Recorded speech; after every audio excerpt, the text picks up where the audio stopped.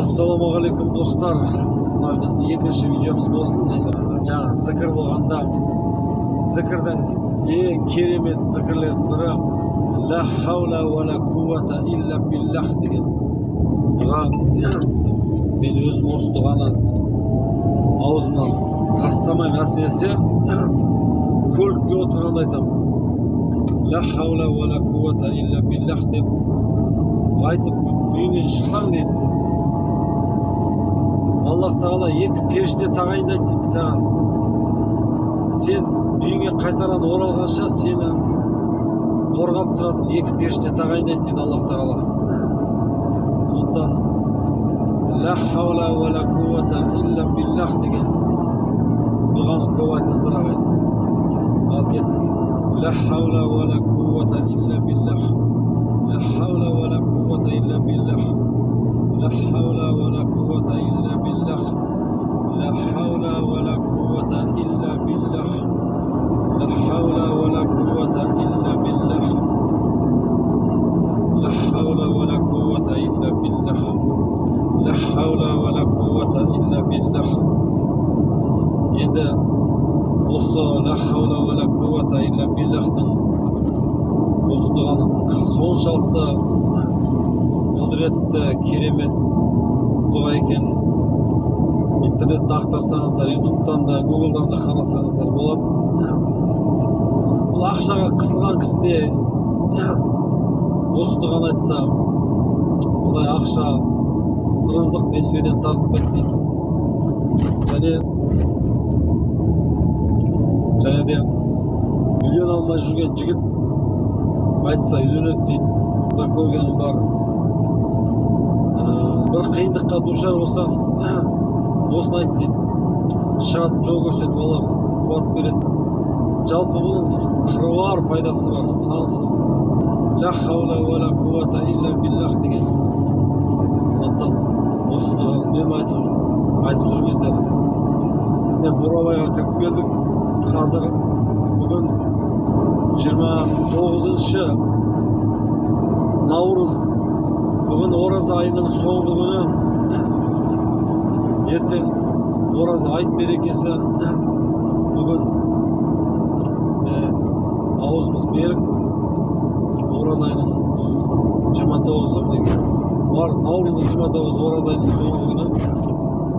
Оразаларыңыз қабыл болсын. Келесі жылға оразаға аман есен жеткізсін Аллам. İnşallah son dua suyur halkımız dua da bulur. La havla ve la kuvvete illa billah. La havla ve la kuvvete illa billah. La havla ve la kuvvete illa billah. La havla ve la kuvvete illa billah. La havla ve la kuvvete illa billah. La havla ve la kuvvete illa billah. لا حول ولا قوة إلا بالله لا حول ولا قوة إلا بالله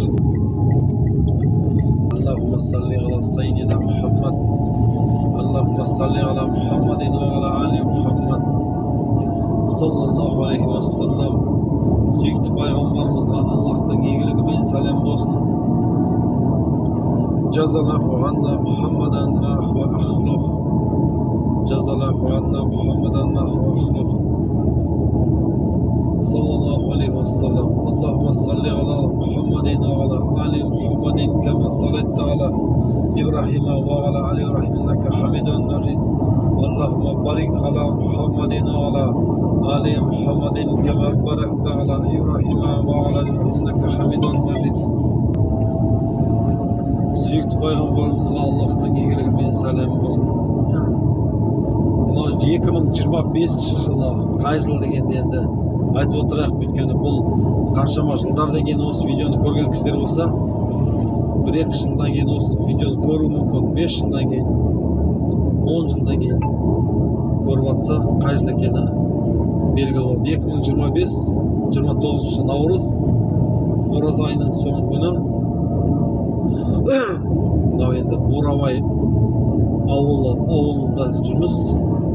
Демалыс орны. اللهم صل على سيدنا محمد استغفر الله استغفر الله استغفر الله келе жатқан себебін айта кетейік. 100-ге жақында толған әжеміз, Аят деген әжеміз қайтыс болды кеше. Енді бүгін қонағасы, кешкі ауызашар қонағасы, ертең жаназасы. Соған міне біз анау жылқымызды сойып, қонағасының етін әкеле жатырмыз. Азық түлігін тасып,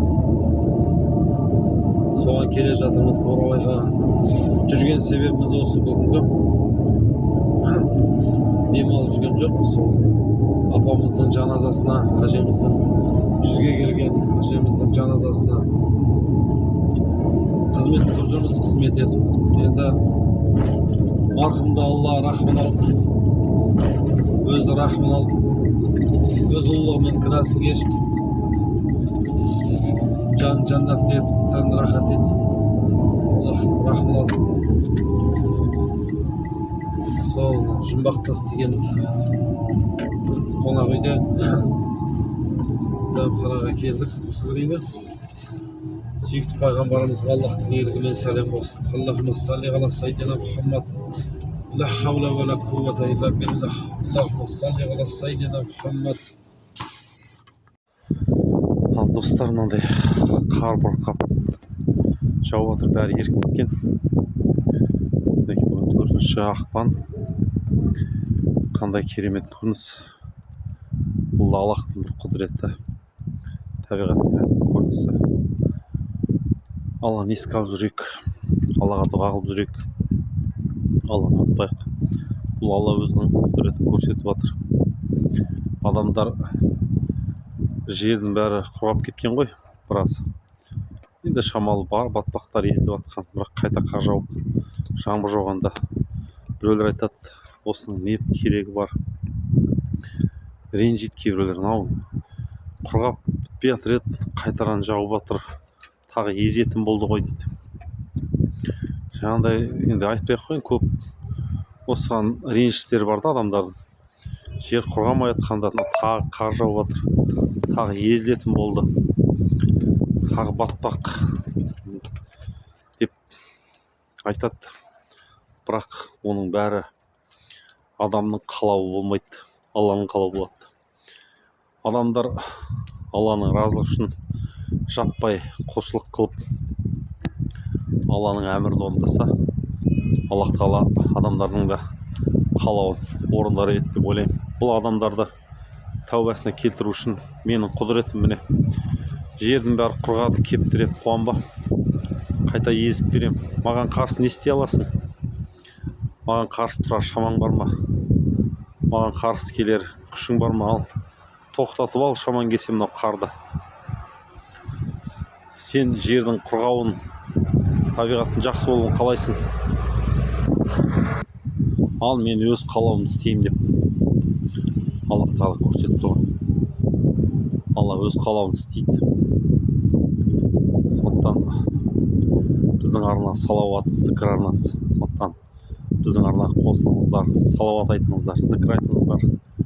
Аллах Тағала әрбір қиындықтан шығаратын жол көрсетеді. Екі дүниенің бақытына жетеміз. Бірақ өмір сол зікір салауатпен бәрі шешіліп, менің өмірім керемет болып кетеді деп уже күлуге болмайды. Адам басына сынақ келеді. Сынақсыз ол тағы болмайды. Сынақсыз адам құтырып кетеді ғой. Сынақ берген кезде адам тәубасын есіне түсіреді, Құдайын есіне алады. Намазын немқұрайлы оқып жүрсең, намазын дұрыстап оқитын болады, ықыласпен. Сондықтан бұрынғы сахабалар кезінде сынақ бермесе қорқады екен. Маған Аллах Тағала неге сынақ бермеді? Мені ұмытып кетті ғой деп қорқып Алладан сынақ сұрайды екен. Біз ауырсақ, ауырмасақ екен деп тілейміз, бір қиындық көрмесек екен деп тілейміз. Ал бұрынғы сахабалар сол сынақпен шыңдалып, пісіп, тәрбиеленіп, құлшылықтарымен Құдайға ұнаған екен. Сондықтан достар, Аллахтың сынағы әрқашан болады. Біз жан тапсырғанға дейін болады. Сол уақытта сынақтан сүрінбей өту үшін бізге Алла иманымызды күшейтсін, білімімізді арттырсын, сабыр берсін, күш қуат берсін. Мынау керемет көрініс, міне әдемі көрініс. Аллахумма салли ала саййидина Мухаммад саллаллаху алейхи вассалам. Ла хаула ва ла куввата илля биллах. Дұғада болайық достар.